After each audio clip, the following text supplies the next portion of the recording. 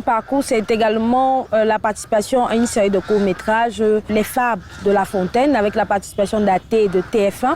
Vous réalisez également La Poule aux yeux d'or. Il y a beaucoup de films que j'ai faits qui étaient des commandes, qu'on ne connaît peut-être pas beaucoup, mais qui étaient très alimentaires. Parce que ça faisait manger son homme. Et lorsque j'ai fait Le Grand Blanc de Zambaréné, je suis extrêmement sollicité par des grandes chaînes de télévision dans le monde. J'ai fait 9 mois en Angleterre, par exemple, pour travailler avec Channel 4. C'est là où je monte un film comme Birth of Democracy, qui montage des images que je prenais sur les villes mortes au Cameroun d'abord.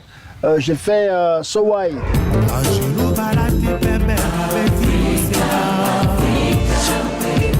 Pendant que nous sommes ensemble, Youssou, Papa Wemba, Luki Doubé, Lakbadja et tout ça, on a un avion à nous. Hein. Et moi j'ai une équipe avec un caméraman anglais et un preneur de son, mais pour la télévision britannique. Et je fais le film Sowai.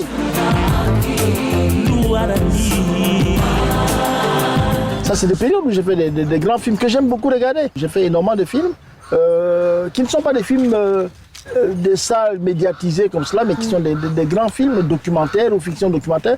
Quand j'ai fait La Reine Blanche pour France 2, qui est quand même un film qui a été considéré par France 2 comme l'un des 10 meilleurs films de toute l'histoire de l'envoyé spécial, n'est-ce pas? Ça fait un boucan. Ça m'a fait voyager, mais alors, La Reine Blanche m'a fait voyager, je ne sais pas si j'ai autant voyagé pour un film. Non, j'ai fait des films qui ont marché très fort.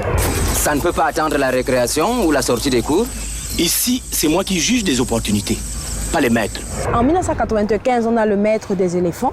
Oui, alors Le Maître des éléphants, je suis d'abord producteur uniquement, exécutif. Je suis producteur exécutif, mais au fur et à mesure, le réalisateur était quelqu'un qui écrivait son scénario au fur et à mesure que ça avançait. Dès le premier jour, il me donne un rôle qui sera comme un rôle de figurant, mais à la fin, ça devient un rôle tellement majeur que je suis dans les 4 comédiens cités au générique du film. Oui, ça devient un rôle très important.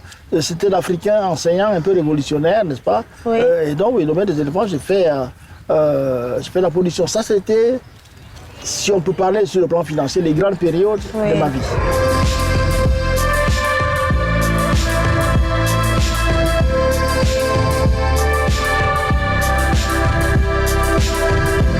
Avec Dikong et Pipa, les deux au Cameroun qui avons été à la Faisaille, je peux dire en Afrique centrale d'ailleurs.